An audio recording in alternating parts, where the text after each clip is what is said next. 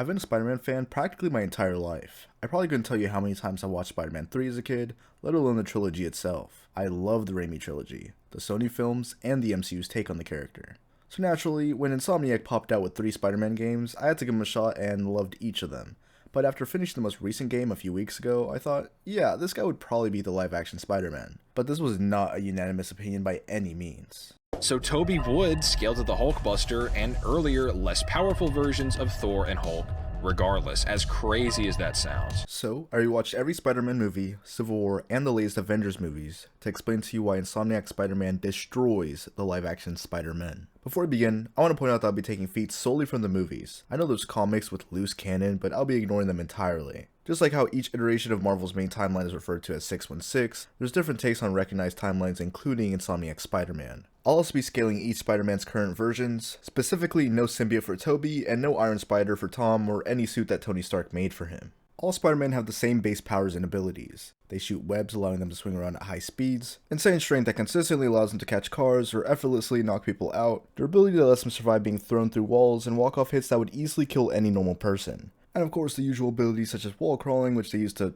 well, crawl on walls, and spider senses that give them a high sense of awareness of their surroundings that borders on precognition.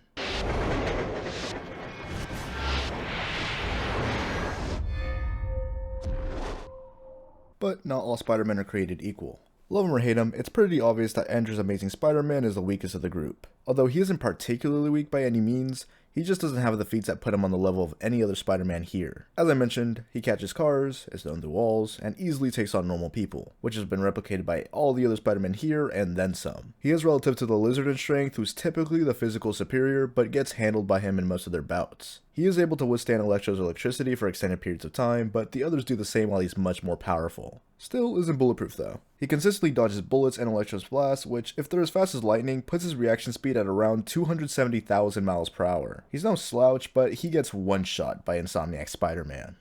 Next, we got the MCU Spider-Man. He has the longest list of feats and easily the most intelligent of the live-action group. On his first real outing as Spider-Man, he was already bullying Falcon and the Winter Soldier, catching a punch from Bucky's metal arm which is capable of destroying concrete and Captain America's face. He breaks through 4-inch ballistic glass, holds up a falling elevator, momentarily holds a ferry together, and lifts a ton of fallen debris after the Vulture caves a building in on him.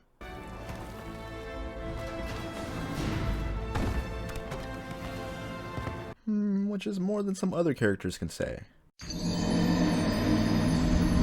His strength feats only get crazier from there. He's able to stagger Thanos, fight through his army, and of course catch an attack from Cole Obsidian. But this feat seems to be overdone a bit to say the least. Trying to directly scale Tom's and by extension Tobey's Spider-Man to Cole Obsidian himself. Was able to fight the Hulkbuster Mark II, which is stronger than the Mark I, which was able to clash with an enraged Hulk that earlier in his career went toe-to-toe with Thor and punched a Leviathan. Again, trying to scale these two Spider-Men to Hulk and Thor from this single attack. Ignoring facts like the users of the Hulkbusters, and how Tony obviously utilized the suit much more effectively than Bruce did, and how Cole Obsidian's strike wasn't on par with the destructive power of Thor's country-destroying attack. Or even things like Thor shaking an entire ice planet in his first movie, which would yield around 700 teratons of TNT, or enough energy to destroy a large country. So saying otherwise seems kinda disingenuous, especially when we see these guys get hurt and incapacitated from much less.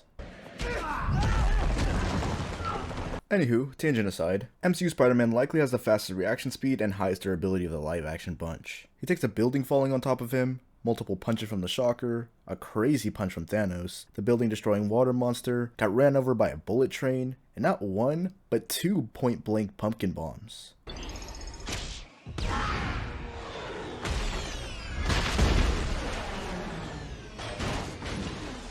The same pumpkin bombs we see absolutely disintegrate normal people down to the bone on more than one occasion, and is bulletproof. With a seemingly stronger spider sense than Andrew, Tom's able to dodge automatic gunfire, energy attacks from the Vulture, see through Mysterio's illusions, and sense that the Green Goblin took Norman over.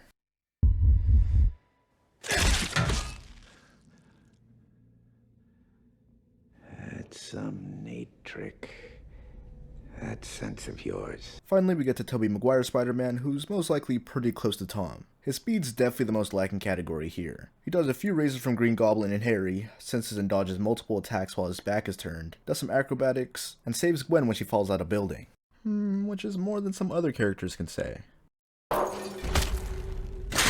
He's able to survive the same point-blank pumpkin bomb explosion that Tom took, and an absolute beatdown from the Green Goblin only to get right back up and whoop him. Goblin calls him all but invincible, but this statement is regularly taken out of context. Obviously, Spider-Man wouldn't be able to survive Norman's entire arsenal thrown at him at once. A direct hit from one or two of his missiles would likely do the trick. This statement just means that Spider-Man is powerful enough to beat Goblin in a physical fight if and when it came down to it. His strength is no joke either. He scales above Green Goblin, who was able to bully Tom Spider-Man in their first fight, and stops an attack from a bloodlusted Tom. And his famous feat of stopping a train, which pushed him to his absolute limit. Spider-Man 2 shows us a pretty solid strength feat where Tom holds up a large wall while he's being pulled by a fusion ball. Comics put this feat in the tens of millions of tons. But it's tricky to say the least, considering we see it slightly pull some cars a few blocks away, but not a few boxes and debris in the immediate area. And no, this isn't an actual star, because if it was, not only would the city be pulled in, but the entire planet itself. And yeah, some water isn't going to drown a celestial body even of that size.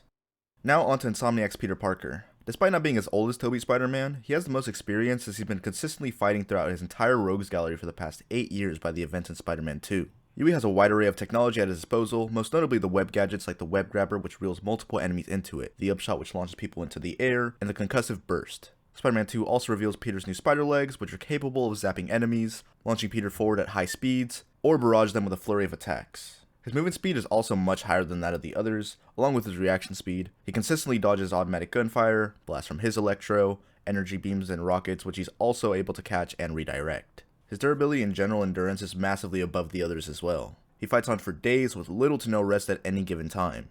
The first game had him fight and defeat his entire rogues gallery, only for them to escape and jump him. Then goes back to beat them all back to back with 14 broken bones. Even then, he held his own against 5 of them at once, before eventually being overwhelmed.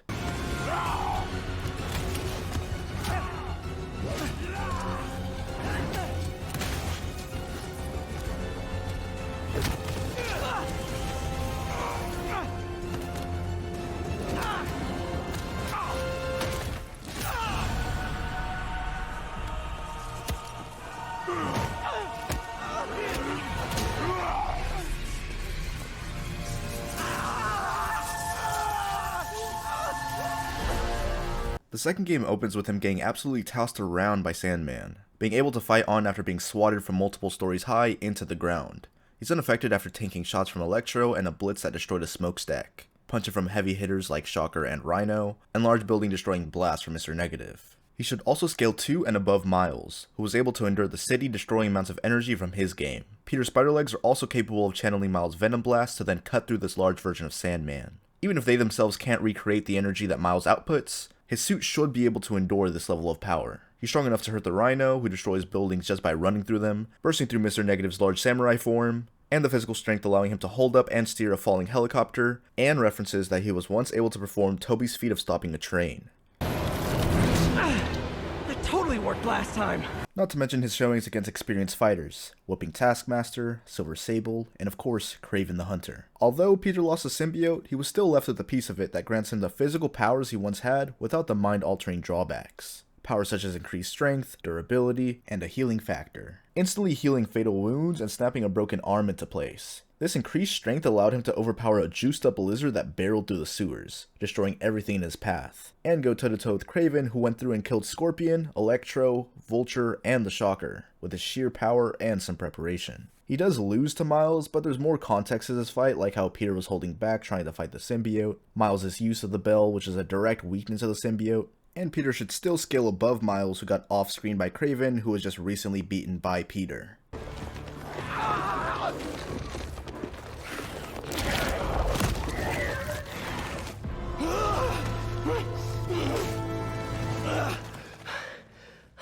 He also tussled with Venom, who was about to destroy the city and then the world, but isn't as powerful since the anti-Venom suit acts as Venom Kryptonite and was still getting handled by him. But with higher stats in nearly every category, from strength and speed, to durability and intelligence, to experience and abilities, I believe Insomniac Spider-Man beats the live-action Spider-Men pretty handily. Thank you guys for watching today's video. This one might be a bit contentious, so make sure to leave your opinions down in the comments. But I guess whether you believe that Insomniac Spider-Man beats, the live-action Spider-Men, depends on whether you think they scale to Cull Obsidian, who scales to, the Hulkbuster, and then the Hulk and Thor, which I think is quite the stretch to say the least. I don't think like Cole Obsidian's attacks weren't nearly on par with Hulk's attacks, and just because it was the Mark II doesn't automatically mean that Bruce was utilizing it nearly as well as Tony would. So whatever. Same with the fusion ball thing. Obviously the wall was much heavier than it would have been otherwise, but I don't think it was in the tens of millions of tons. Like, I think that also is a bit of a stretch. Mary Jane would have been yanked in there, everything around would have been yanked in there. But that's just me. Whatever. This is a silly little video, and next week I'll be taking a look at Dead by Daylight's Entity. So subscribe to see when that one's out, and I'll see you guys later.